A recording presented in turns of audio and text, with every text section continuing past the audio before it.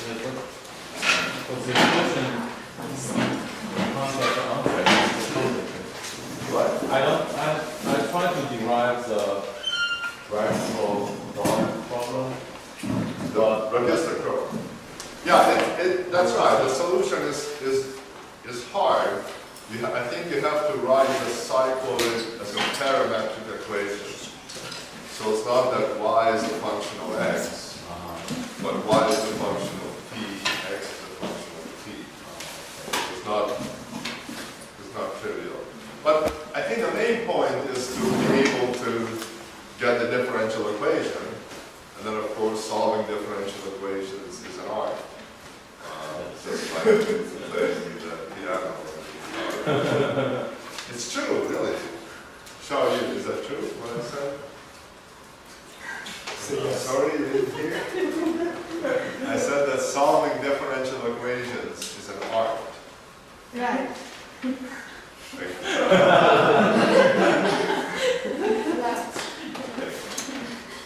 But really, variational calculus is really beautiful. And you can have a lot of fun. Okay, so today we're going to talk about ferromagnetism, which is the classical model developed by Pierre Weiss about 100 and some years ago. And so it is the first successful theory of magnetism. Okay, why are we doing this? Well, magnetism is interesting, right? We saw the magnet falling through the copper. Magnetism is interesting. But I think more importantly, we're doing it because I want to show you how that our approach that we have used to derive Meyer-Sapa theory can be used for different systems. The magnetic system is just a different system. And then hopefully you'll see that you could apply this approach to almost any system containing magnetic particles. So that's why. And also there will be some interesting similarities and differences with Meyer-Sapa theory. So hope this will be interesting. So that's what we're doing then.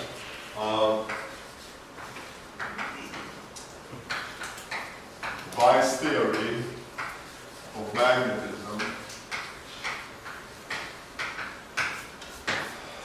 But before actually starting to work on this, I wanted to review a little bit about magnetism just to make sure that we all have the same vocabulary and everybody has a clear idea of what the quantities are that we are talking about. So, okay, we're talking about magnetic dipoles. Things are magnetized because magnetic dipoles and atoms align all in the same way. So we need to understand magnetic dipoles, and we'll talk about the interaction between dipoles, so we have to understand the energetics of dipoles, fields, energy of a magnetic dipole is a field. And it's very similar to the electric case, but still, let's try to review how the story goes. So, in electricity, we have D equals epsilon E. And then we can also write this as epsilon naught E plus what? P. Good. Okay. And what is this P? Right. That is the name. But what does it stand for? What's the definition? Dipole moment volume. Yeah. Very good. So P we can write as the number density of dipoles times the dipole moment. Same thing. Right? We have a material full of little dipoles and the polarization, which is the number of dipoles per volume. Okay, and then the definition of P is what? Q. Q. Multiply E, the distance. We have a more formal definition. What if I have more than one Q? Sigma. Right. sigma Ri Qi. Good. Okay. Very good.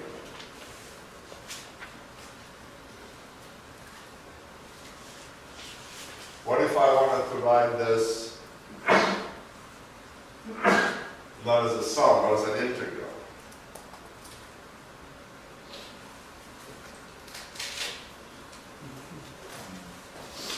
Write an integral. R times Q. And Q I could write as the charge density times dV. So this rho dV. Okay. But this rho is the charge density. This rho is dipole density. Okay, very simple. Okay, good. So now let's do the same thing for the magnetic case. So somebody tell us what happens if you want to write these things for the magnetic case. Nick, you look like you really want to do this.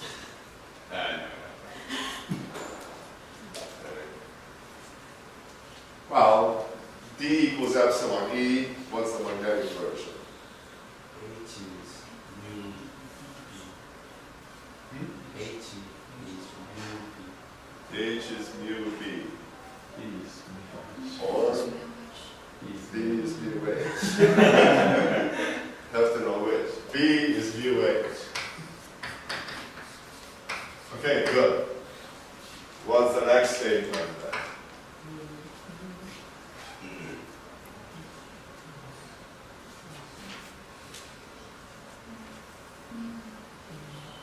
It must be mu naught H plus what?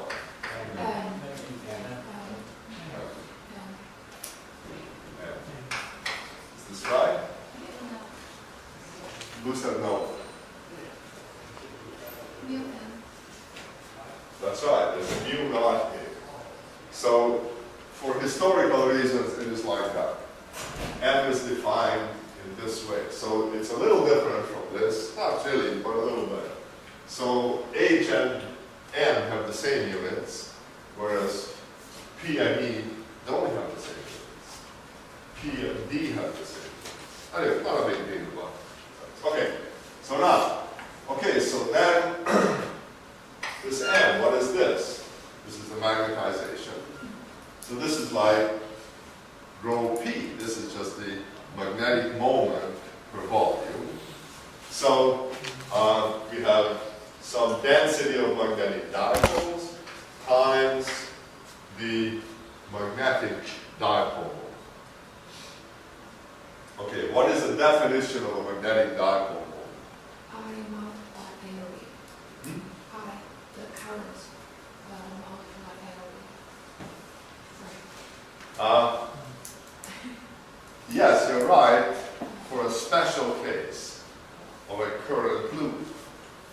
But if I don't have a current loop, that's a bit like saying that the dipole is the charge times the distance between them. But what if I got lots of charges? What if I have not just a little current loop, but I get current all over the place? IA. I think that's kind of similar to what you said. So, P, M,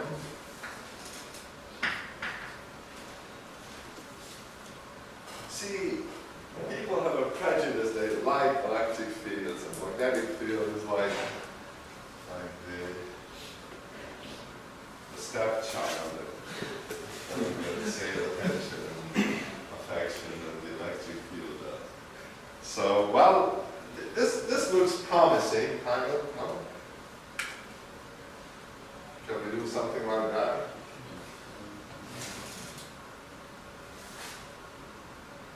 Current density. Current density, yeah. The electric field comes from charges, so the charge density, the magnetic moment, magnetic field removal comes from current. So it's some kind of current density, good. So we have an integral, and then we have a current density, J, let's try a dV here, and maybe an R. Well, we have two vectors. Here I'll make a new vector. Cross. And it turns out to be a half.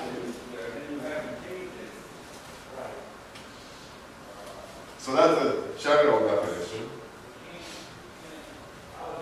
And just like here, R is the vector from the point about which you are calculating the moment to where the current density happens to be, and then you integrate over all the space.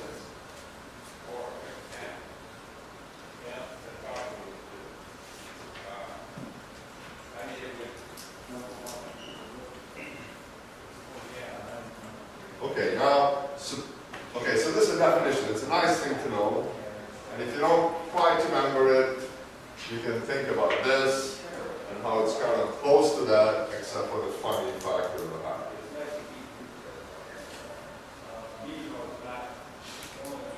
Now, shall we try to calculate the magnetic moment of a current loop, just to see what we get?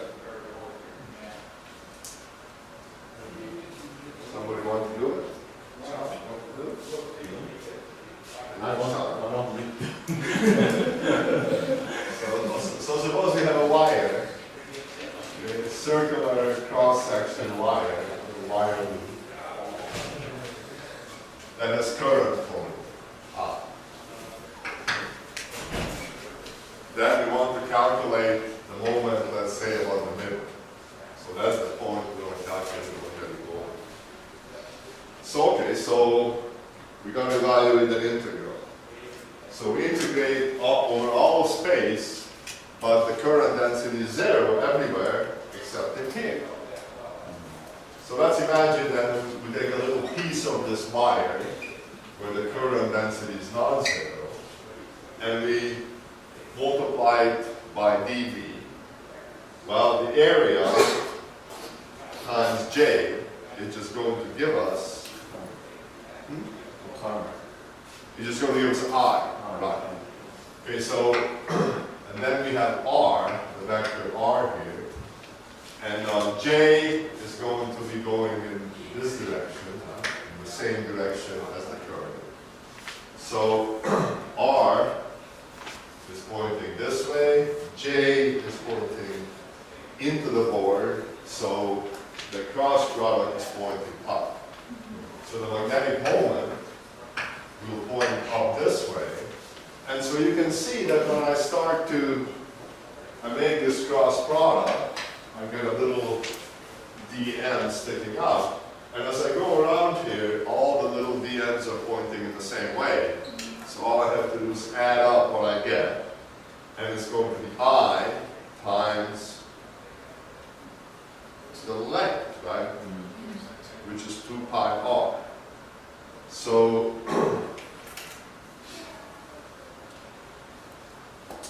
so we have,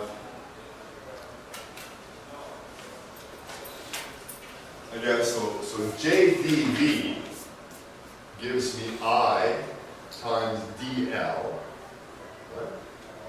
So JdV is I dl, where L is just an element of length along the wire, right? And then when and then R cross this is just going to be a little vector pointing up. And so when I sum as I go around, R will be fixed. But when I add up all the dL's, I get 2 pi. So M is going to be 1/2 times 2 pi R squared I. And 1/2 cancels out, and we get the area of the loop, and we are pointing upwards. So, okay? So we can always do this. If you know the current density, then you can always calculate the magnetic moment, just like you can always calculate the dipole, the electric dipole. Okay, so same. So this is the general definition, and N is equal to I times the area for current loop. So that is the special case. Okay.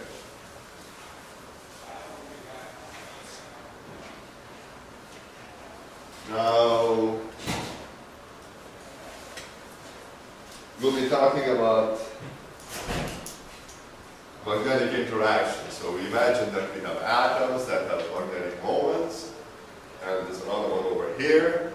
And so how do they know about each other? Well, this magnetic dipole moment is going to create a magnetic field, and this guy is going to feel that field, and that will be some energy of interaction.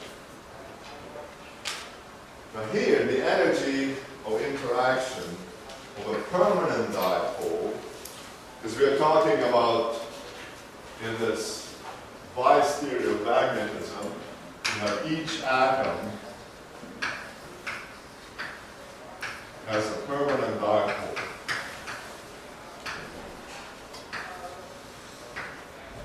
Permanent magnetic dipole. So they don't have to point in the same direction, but they'll have the same magnitude. Same magnitude. Because you have an atom and you have some little electron, an unpaired electron. If you have even numbers of electrons that tend to go in opposite directions, Pauli exclusion principle and all that, so their dipole moment cancels out. But if you have an unpaired electron, like hydrogen for example, then it kind of makes a little current loop and it makes a magnetic moment. And so the magnitude is the same for all of them, but they don't have to point in the same direction, like you point every which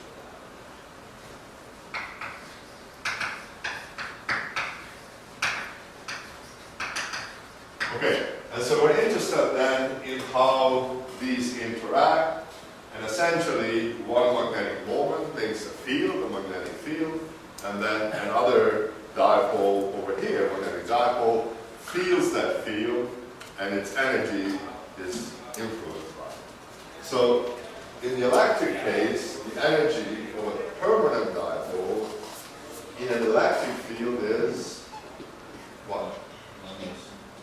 Minus P dot E. Right. Minus P dot E for a permanent dipole. I want to point out that the system we are talking about is fundamentally different from the Maya-Saka theory, where we had van der Waals interactions, we had induced dipole, induced dipole. We have no permanent dipoles, we just had some atom, quantum fluctuation made a dipole, that dipole created a field, polarized another molecule without a dipole moment, and they interacted. Here, it's not like that. Here we have permanent moments, essentially attached to each atom.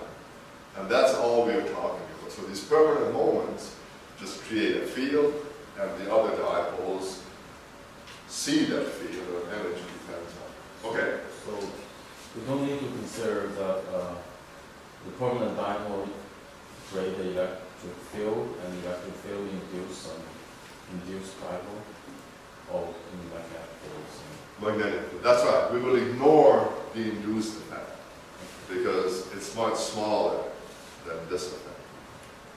And it even works in the opposite direction. We'll talk about sort of molecular origins of magnetism, and then we'll get a little more insight into it. But for now, we just forget about polarizability. All we have are permanent magnetic moments. And let's see what we get out of that. So we want to know what the equivalent of this expression is over here. So the energy of a magnetic dipole in a field is, it has to look the same, minus m dot it is, or b, right? Which one?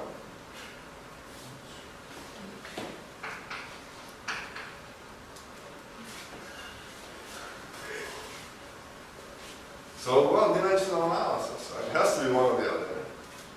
Which one works? So,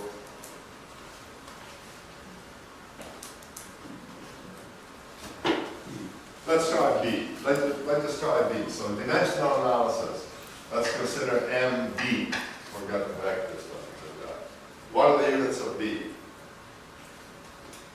Who remembers? What was that?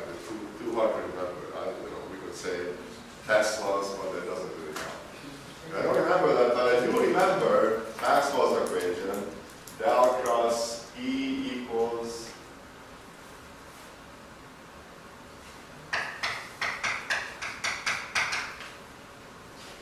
Zero. Zero. if there were two, Partial. many things wouldn't happen. That's right. Sometimes this is true. How do electric generators work? Where does Partial electricity B, come partial from? T. It's minus partial B, partial T. Good, yeah, minus dV by dt. So again, if you just want to get units of something, you think for an equation where you know the things. Okay, so this then says, so del cross is just 1 over the length. Right? So this is just the electric field divided by some length equals B divided by time. Okay, so now we know B, so MB I can write as ME times T over L. Okay, now M, we said is current times area. Okay, so we have I times T. What is that? Q. Charge. Right, so this is just Q. Okay, and then I have an area here and a length here, so I have a length here. Okay, now Q times E is a force times a distance is energy. Yay. Okay, so it's B.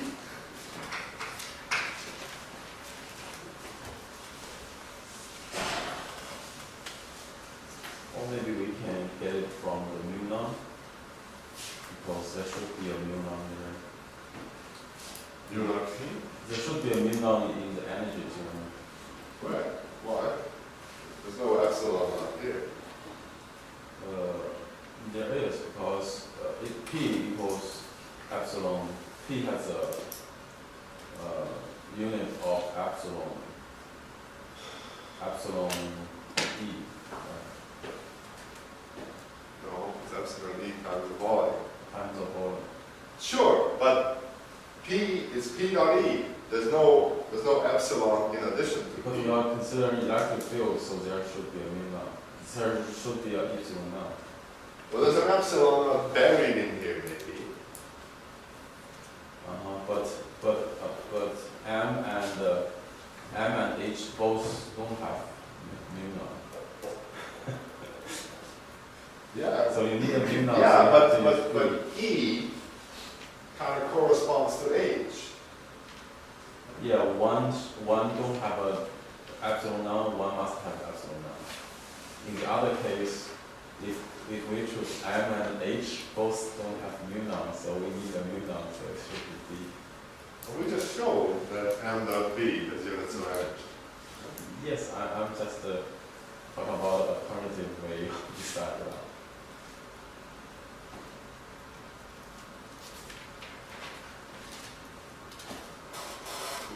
Well, yeah, I'm not, I guess, I'm not sure I follow your reasoning. I thought you were saying that there should be a mu naught in here. Somewhere in the right side. So it's not in the end. It's Well, not I can in the write end. B as mu naught H. So there is a mu naught.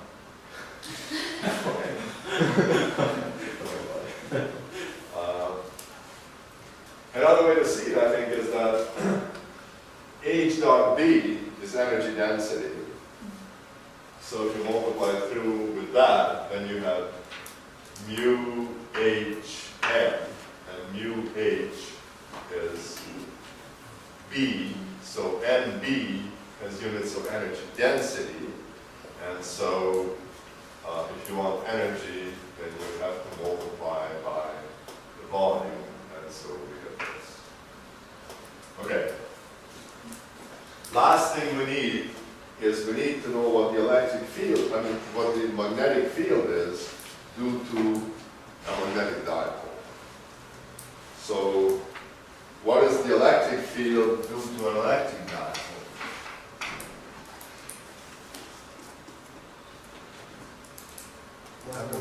One over 4 pi epsilon and 4 pi epsilon r, okay, good so far.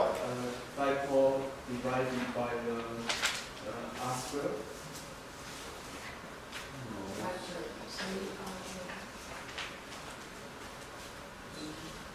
We kind of derive this. You should know, if you take out the magnitude,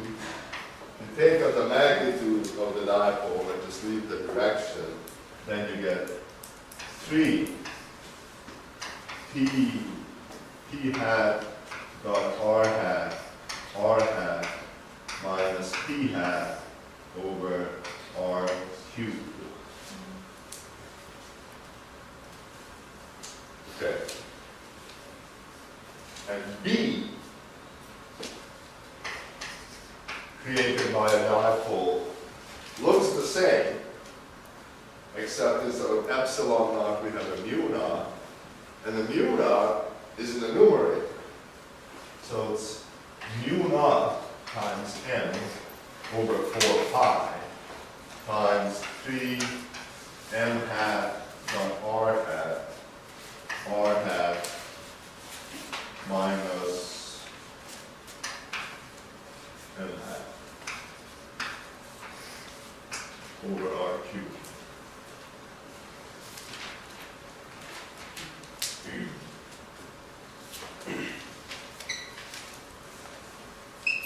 Okay, so that's a kind of a quick review of E&M that we need to get here. Okay, any questions on that? So this is just all kind of vocabulary so that we can look at this problem here.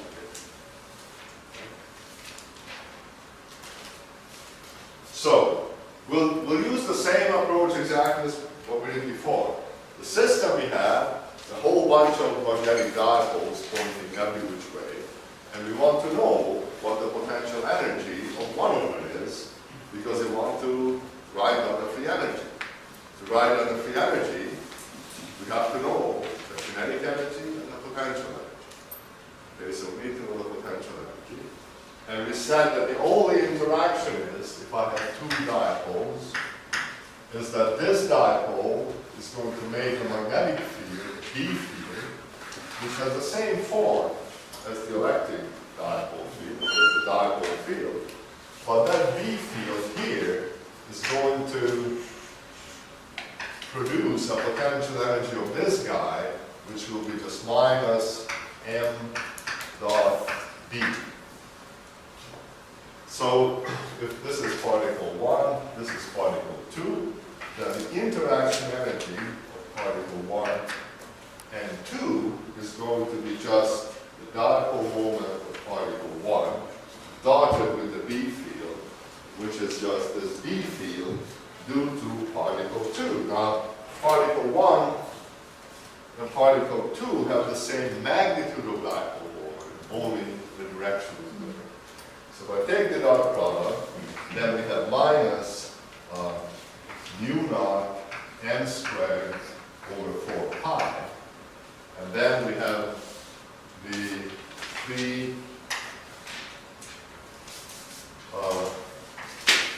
3m2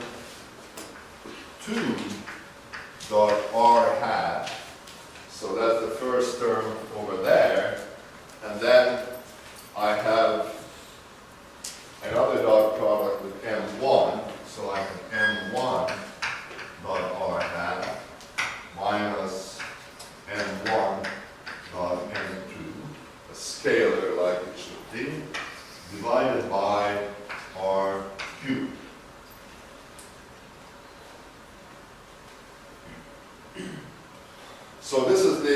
energy of this pair of dipoles, and if I want to know the torque on this molecule, I have to ask how does this energy change if I were to change the orientation of M1 a little bit. So same story as before. Okay? Now, we don't have only one dipole here, we have lots of dipoles every which way. So if I want to know the energy of this guy here, my guy here, I need to sum over all the neighbors. Right? So I'm going to just put a sigma in here, and I can change the subscript to whatever I want. I.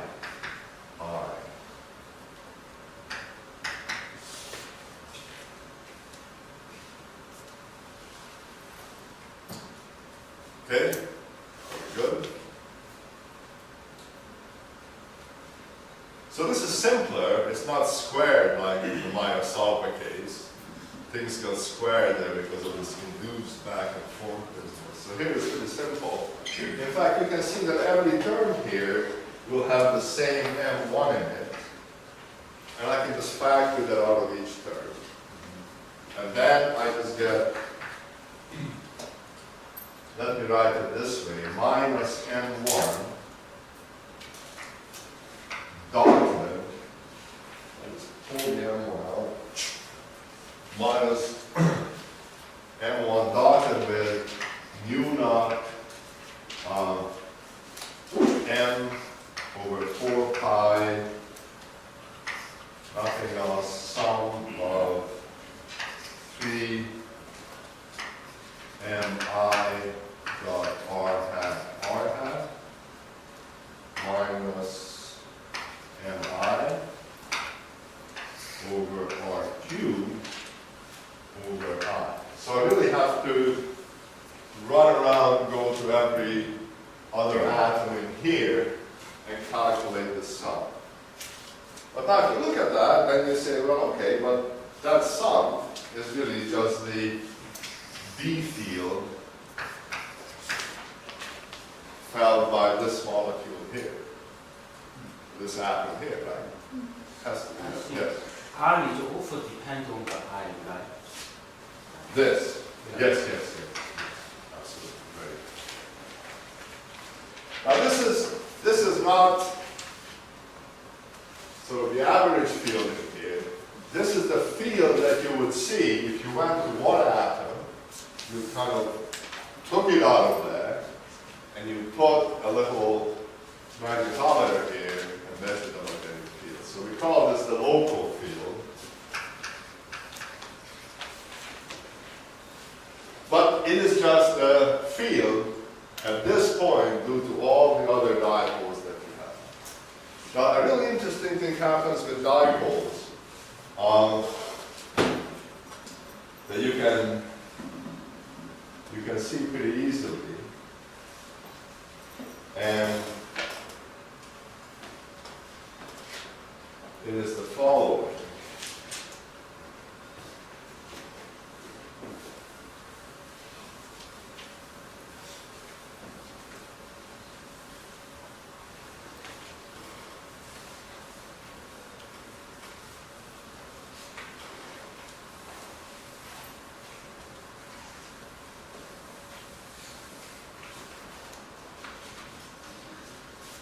Yeah, before doing that, let me say that you can imagine that we go around and we evaluate this sum. One could argue that in this sum, things will not be very different if I replace m by its average value. Right? We are running around, things are pointing in slightly different directions, but because I'm doing this integral, I can approximately replace each of these guys by its average value. So this will be minus m1 dot all of that stuff u naught m over 4 pi, the sum of this quantity 3 r hat minus the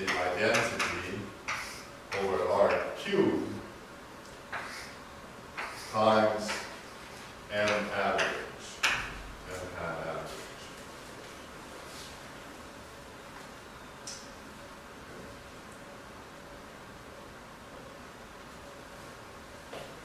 So now imagine that you have a system of dipoles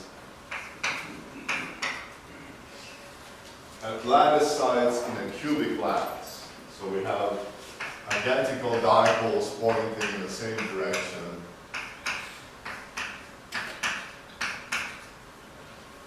And then of course you have dipoles coming out towards you as well. Then imagine going inside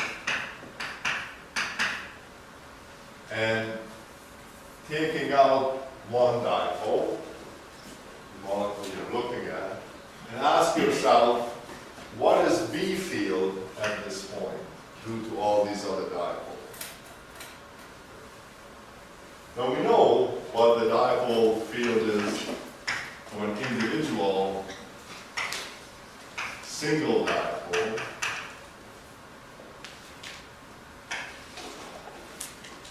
And it is just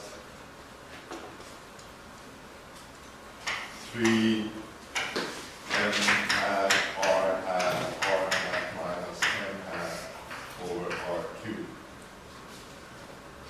And the point I want to stress is that, so this is a dipole, and let's try to draw the B field. So if I go a certain distance along here, choose any distance, then R hat will be the same direction as the dipole moment. So this product will be 1. This will be the same as the dipole moment. So we go 3 times the dipole moment minus once the dipole moment. So whatever I get here will be a field whose amplitude, if I assume that this is 1, R is 1, then the numerator will give me 2. So this is B, and the magnitude will be 2. Right? If I come down here, the same distance, the distance I call 1, I will get another B field in the same direction, and the magnitude will be 2. Okay, good? Yes? I don't know, some of you look like you're happy, some of you look like you're not sure. Okay, let's go the same distance to the side. Okay, now R hat is perpendicular to him. This guy's gone. So I just have the field with the minus sign and with the minus sign. And there's no factor of 2 anymore. So this guy points the opposite direction, and it's only half as big as that. So B is 1. Magnitude of B is 1. Okay, so that's the story. That when you have a dipole field, you go a certain distance.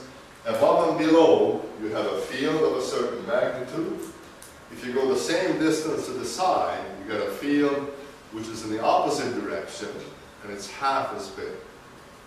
All right, let's come back here. Okay, now we say, okay, what is the field at this point? Well, okay, I look at this dipole here, that's going to give me a field like this. So I get a B field magnitude 2, say. I look at this guy here, I get the same field, magnitude 2, pointing up. Then I go to this neighbor, and I have a field pointing down, but it's only half as big. I go to this neighbor, same thing. I get a field pointing down, which is just half as big.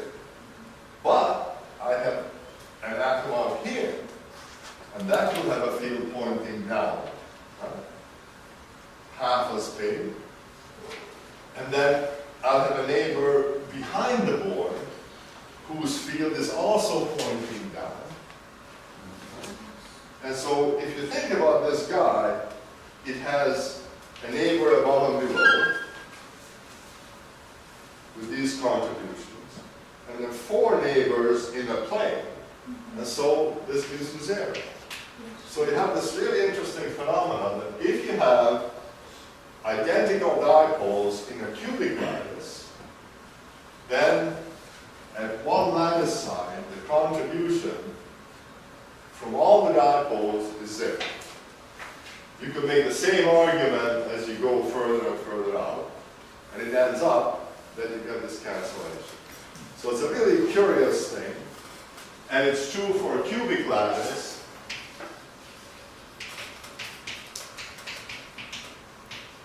Or isotropic distribution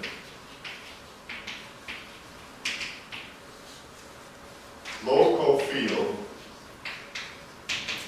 is equal to 0. So just a curious fact, and it's interesting to meditate on.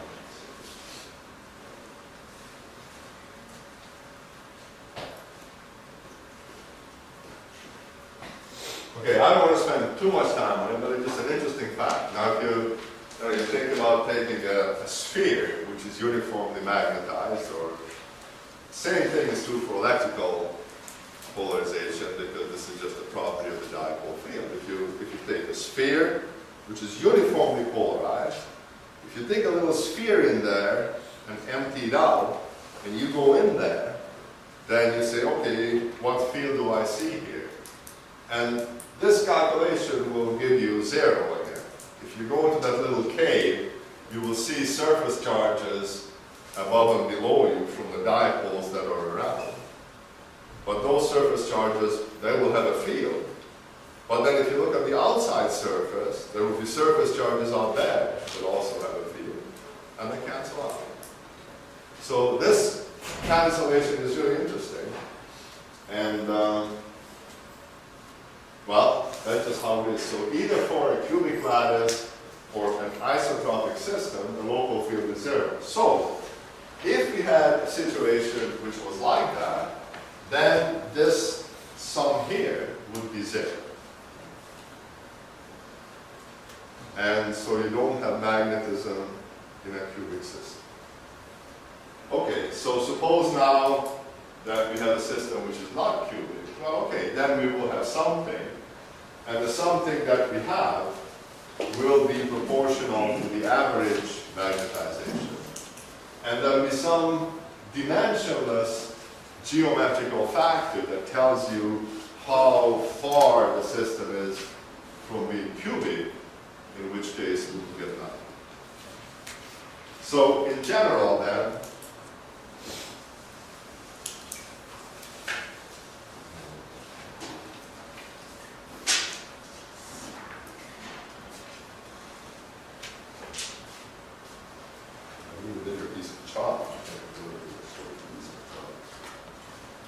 so in general,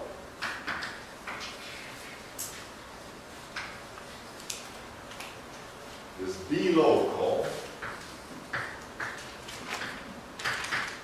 is going to be some quantity which will depend on how non-cubic are crystal lattices, and it will also depend on the density of particles that we have. You're making the sum. Imagine doing an integral. In the integral, when you're counting things, you have to have rho times dV. So whatever you get is proportional to the number of dipoles you have now. Let me just check the notes to make sure that I use the same notation.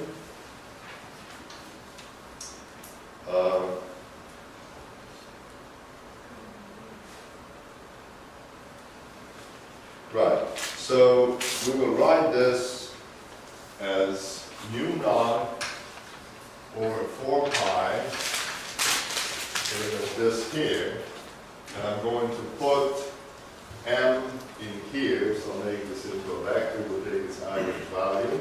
But again, the main thing to remember is that the magnitude is always the same, only the direction changes. And if things are pointing every which way, then this thing would be 0.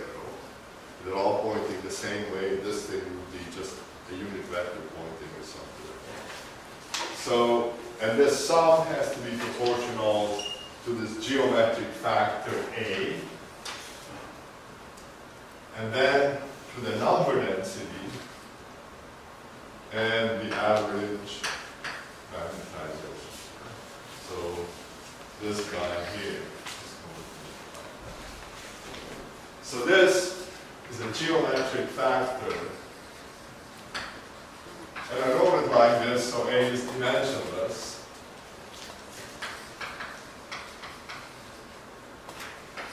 Zero if you have a cubic lattice.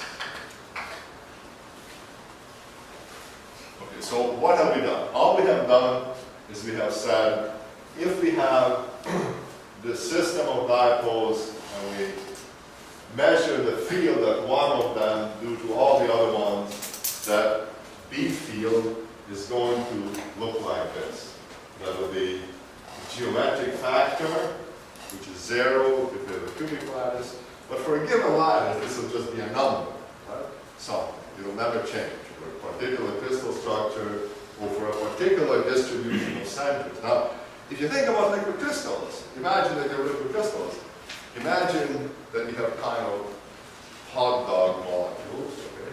And suppose they all lie in the same way. Then you have to ask yourself, what is the distribution of centers? Well, it's not cubic because the distance between molecules along the director on the average has to be more than side by side. Right? You have to come closer this way than this way. So in a nematic, the distribution of centers is not isotropic. So if you were to calculate this quantity, you wouldn't get 0, you would get some number. Okay, that's it. And finally, we recognize rho times m as the magnetization. So this is mu naught A over 4 pi times m. So now we can go ahead and write on the energy of this guy and just crank away and get the free energy. Okay, so How do you measure A of a material, say, in a laboratory? You have some material, you don't know anything about it, but you want to figure out A. there's no, I mean, you would do something like X-ray scattering, right? And then from the X-ray pattern, you can see how non-cubical your lattice was. And then you would have to come back to this guy and try to calculate, what the value is. Yes? In the formula, the B local is proportional to the n scale. But in Proportional general, to, no. This is just n. yes, No n squared. n and n1. No, m1 is not part of B local. This is the energy, right? So this is just m1 times B local.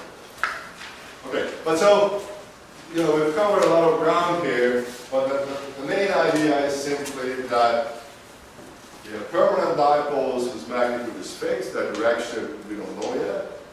And if we look at our system, the energy of one of these guys looks like this, where B is just proportional to the magnetization. So that's pretty simple. And it's a little bit like Meyer-Sopra theory, right? Energy of interaction depends on the orientation of one molecule and the average orientation of the other. So it's kind of similar. Okay, but pretty straightforward derivation. We just spent a little time in the end. Okay, let's go next door, and then we'll